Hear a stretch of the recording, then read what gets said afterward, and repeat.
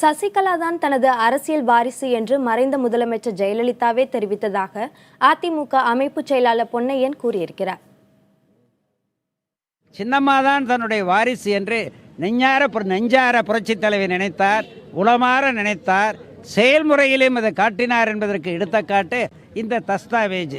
Sriram investment limited என்று சொல்லப்படுகிற அந்த பப்ளிக் செக்டார் நிறுவனத்திலே 1971ஆம் ஆண்டு புரட்சித் தலைவி அம்மா அவர்கள் 7 லட்சம் ரூபாயை முதலீடாக போட்டார். 1991ஆம் ஆண்டு அந்த 7 லட்சம் ரூபாய் அந்த முதலீட்டுக்கு வாரிசாக நாமினியாக யாரை நியமித்தார் தெரியுமா?